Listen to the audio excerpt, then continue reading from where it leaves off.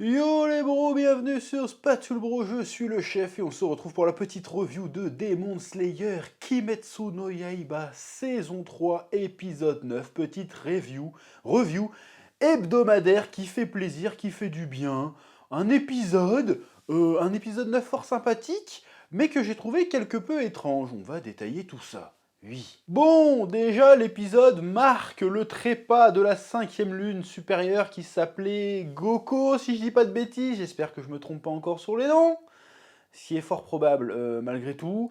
Or j'ai bien aimé cette fin de combat, enfin le finish move était plutôt sympa parce que d'ordinaire on a des choses un petit peu pyrotechniques, alors je vais devoir expliquer le terme pyrotechnique. Hein, pyrotechnique c'est tout ce qui c'est le côté feu d'artifice, le côté explosif. C'est-à-dire, quand j'emploie le terme pyrotechnique, ça veut dire qu'il y a des explosions de partout, c'est-à-dire qu'il y a des flashs lumineux de partout, que c'est spectaculaire. Là, on prend le contre-pied de ça et on a plutôt un finish move en rapport direct avec le souffle de Mushiro, si je dis pas de bêtises, Tokito, qui est plutôt tout dans la discrétion, dans le silence, dans la fugacité. C'est la brume en fait, hein. Donc il se promène dans la brume, le démon est perdu, puis sup, il est décapité, il n'a même pas eu le temps de s'en rendre compte, et l'affaire est dans le sac. Bon, alors, après, j'ai quand même une question, parce que l'auteur, ou l'autrice, je sais toujours pas si c'est un homme ou une femme qui a écrit Demon Slayer, avait dit, je sais plus où, mais elle avait dit qu'en fait, quand on voit des flammes, quand on voit des tornades, quand on voit des éclairs qui sortent des lames des pourfendeurs, c'est figuratif, c'est-à-dire qu'il n'y a pas vraiment de feu qui sort de la lame de Tanjiro. C'est pour qu'on comprenne la puissance, c'est une représentation. C'est-à-dire que les gens autour ne voient pas de flammes. Il nous avait dit ça, et pourtant là, t'as l'impression qu'il y a une vraie brume. Et même le démon fait « Ah non, je suis perdu dans la brume ». Donc ils font vraiment des pouvoirs spéciaux ou pas en fait. Il va falloir... C'est pour ça aussi que je dis que ça ressemble à Saint Seiya, parce que dans Saint Seiya, quand Seiya balance ses météores de Pégase, il n'y a pas vraiment un Pégase derrière lui qui fait ouh. Voilà, c'est une représentation figurative de la technique. C'est-à-dire qu'en vrai, il envoie des milliers de coups de poing, point barre. Oui. Bref, le finish move était stylé, mais là où j'ai trouvé l'épisode étrange, bon c'est un peu dans le rythme, mais c'est un peu dans le ton de l'épisode. L'épisode dernier était quand même très lourd, très sérieux, très triste, très dans la tragédie.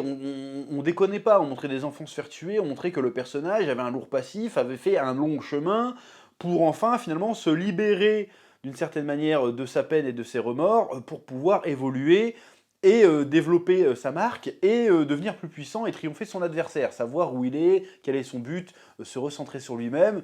Voilà, donc c'était très sérieux, très lourd. Et tout d'un coup, l'épisode commence, c'est de la blague. Très bizarre de placer de la blague à ce moment-là. Alors, j'ai pas dit que c'était pas marrant, ça va, c'est marrant, mais je me pose quand même la question, qu'est-ce que ça fout là?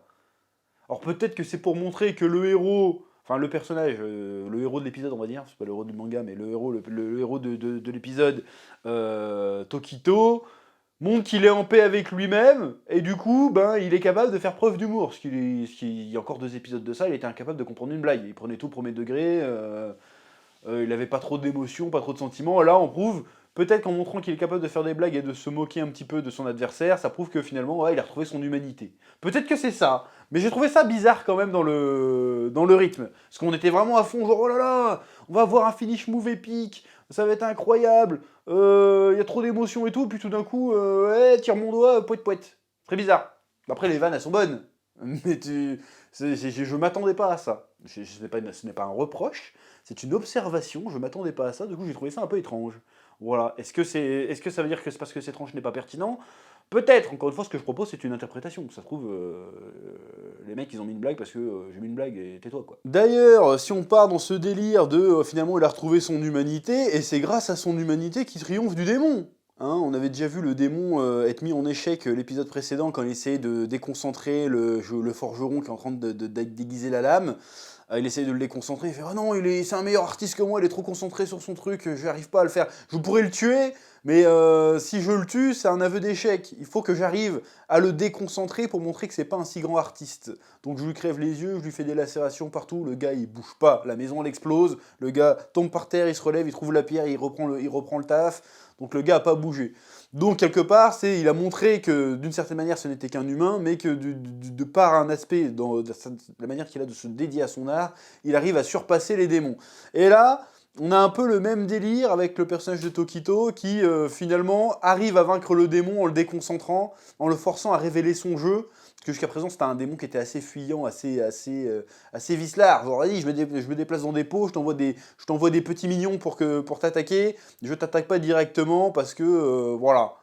Et là, il a réussi à le faire sortir de ses gonds en s'attaquant à à son ego. C'est-à-dire, oh, dis donc, la peinture sur ton pot, là, c'est pas très symétrique. T'as pas vraiment de talent, en fait. Et du coup, le gars, il s'énerve, il fait, oh ouais, c'est comme ça. Bah, du coup, je vais venir t'affronter moi-même avec ma meilleure forme et tout. On va voir c'est qui le meilleur. Et du coup, bah, c'est comme ça qu'il se fait avoir. Donc ça, j'ai trouvé ça plutôt pas mal, plutôt bien amené. Même si le ton comique du début d'épisode, je le trouve quand même un peu étrange. Mais après, finalement, après réflexion, quand tu additionnes les petits bouts, effectivement, ça marche en fait. Oui. Ouais, je fais des réflexions au moment où je tourne. Qu'est-ce qu'il y a? Oui. Puis même, on a un petit moment de sérieux quand il tue le démon, et puis juste après, on retourne encore dans le comique en mode ça y est, je ne suis plus stoïque, je ne suis plus. Là, je fais genre que je suis encore en état de me battre, mais en fait, je suis en PLS, je suis là, je suis en train de trembler, je tombe par terre et tout. On retombe sur un ton super léger, alors que tu balances des petites vannes, tu balances une vanne pour finir le méchant, allez d'accord. Sur le principe, j'ai rien contre. Mais on est quand même dans une situation d'extrême urgence, c'est-à-dire que le village de Forgeron, qui est quand même l'un des cœurs, l'un des piliers même, j'ai envie de te dire, de la lutte contre les démons, parce qu'il pourvoit les pourfendeurs en sabre, en lame du soleil, et sur le point de se faire anéantir. Et le gars, il prend quand même le temps de faire des blagues, de rigoler, de dire oh là là, oh là là, comment on va faire pour le guérir, oh là là. En plus, on apprend que le petit est pas mort. Tout d'un coup, alors que c'était le moment de relever le niveau de tension, ben on l'abaisse avec un petit gag. Autant dans la défaite du démon, comme je viens de te dire, après réflexion, ça peut avoir son sens. Autant là, c'est peut-être un peu malvenu. Ok, ça montre que le gars est humain, mais on l'a compris la scène d'avant. Est-ce qu'il faut rajouter encore du clownesque à ce personnage? Parce que c'est parce que t'es humain que forcément t'es un clown. C'est ce que je veux dire. Oui. Et nous retrouvons Tanjiro et sa team, hein, c'est-à-dire Nezuko et Genya, qui sont en train d'affronter la 4e lune supérieure qui est dans sa forme ultime, avec des tambours, des dragons de bois qui font les mêmes pouvoirs que ces différentes formes qu'il y avait auparavant.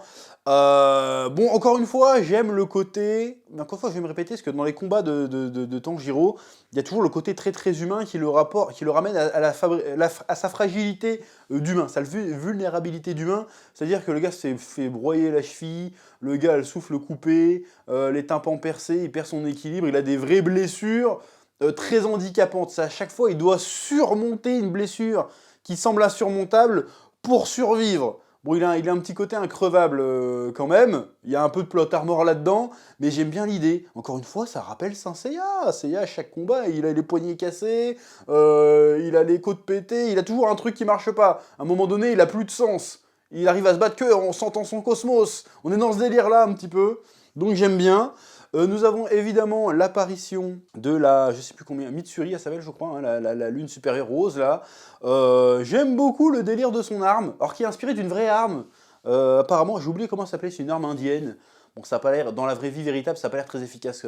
J'ai été voir des vidéos YouTube sur cette arme, ça a pas l'air très très efficace. Hein. C'est un truc de cérémonie où ça fait des rubans sympathiques, mais je pense pas qu'en combat ça soit vraiment efficace ce genre de truc. Surtout, enfin, je suis pas un spécialiste, hein, mais t'es à courte portée, ton truc sert à rien. Plus ou moins. Enfin bref. En tout cas, j'aime bien la représentation dans l'animé, est plutôt sympathique et plutôt stylée. On voit Tanjiro qui a failli vraiment mourir, hein, pour le coup, qui s'est fait gober par un dragon en bois. Alors je m'attendais pas qu'un dragon en bois ait vraiment un tube digestif. Parce que, admettons qu'il... Bah, ouais, en même temps, c'est logique, puisque c'est censé être un démon, donc peut-être qu'il se sert de ces dragons de bois pour se nourrir, finalement. Donc j'allais dire, ouais, c'est bizarre, mais en fait, c'est pas si bizarre que ça, en fait. Oui. Donc, très curieux de voir ce que la Mitsuri va nous proposer, parce que là, ça va être son premier véritable combat face à un adversaire d'envergure, parce que jusqu'à présent, on l'a juste vu tuer des poissons à pattes, là.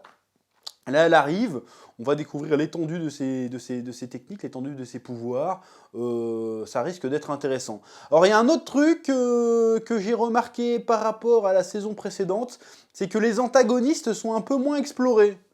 C'est-à-dire que la saison précédente, dans le quartier des plaisirs, on prenait quand même le temps de nous présenter, j'ai oublié les noms, Daiku, j'ai oublié les noms des personnages, Gyutaro, je sais qu'il y en avait un qui s'appelait Gyutaro, mais la sœur, je sais plus comment elle s'appelait.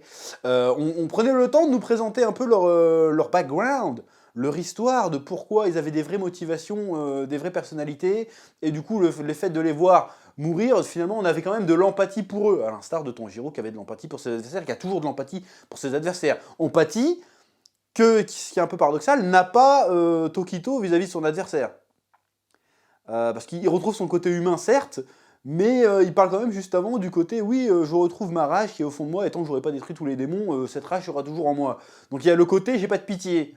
Genre, vas-y, l'autre il est en train de dire, ouais, j'ai pas envie de mourir, ouais, ferme ta bouche, je te découpe en sashimi, là, et puis il crève, et puis on... Et pff, je te crache limite, je te mets un crachat, et puis je passe à autre chose. Il n'y a pas ce côté-là chez Tokito d'ailleurs. Mais enfin bref.